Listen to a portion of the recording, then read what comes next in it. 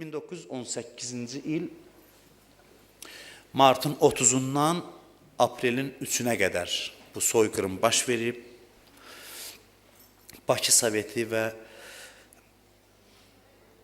Daşnak sütunundan olan ermənilər vasitəsilə Azərbaycanlılar qətlə yetirilib kütləvi şəkildə. Bakıda, Şamaxıda, Qubada, Xaçmazda, Naxçıvanda, Zəngəzurda, Lənkəranda, bir çox bölgələrdə bu qırğınlar törədilib. 11.000 adam, mən qeyd elədim, 11.000 adamı təkcə Bakıda qətlə yetiriblər.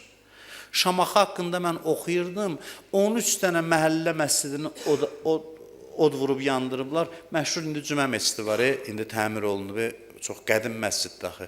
Onun yanmış vəziyyətdə mən şəkillərini görmüşəm ki, o məsciddə axundu, həmin o məscidin axundunu olmazın işgəncələrlə qətlə yetiriblər. Yəni, gözünü çıxardıblar, burnunu kəsiblər o axundun və məscidə pənah gətirmiş yüzlərlə qadın və uşağı amansızcasına qətlə yetiriblər. Çox amansız qırğınlar törədiblər. Qubada 4.000 adamı qətlə yetiriblər. Uşaqlar anasının süd əmən yerdə uşaqların öldürülmüş halda şəkilləri var. Yəni, bu amansız bir cinayət eləyiblər. Zəngəzurda 115 müsəlman kəndini yerinə yeksan eləyiblər. Yəni, yer üzündən siliblər.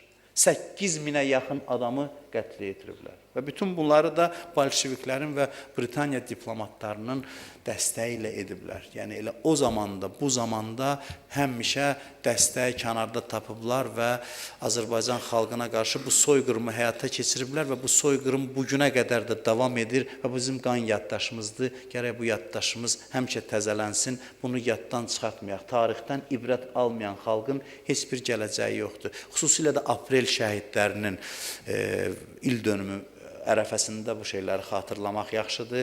Aprel hadisələri, apreldə şəhid olanlar, indi onların il mərasimləri keçiriləcək. Onları böyük hörmətlə yad edirik. Çünki onlar Azərbaycan xalqına özünə inamı qaytardılar. Onlar göstərdilər ki, Azərbaycan xalqının əhval-ruhiyyəsi yüksəkdir və qələbə əzmini heç bir vəzlə sındırmaq olmaz. Allah bütün şəhidlərimizə, soyqırım qurbanlarına rəhmət eləsin. Allah bizi şəhidlərimizi də Kərbəla şəhidlərindən ayrı salmasın inşallah.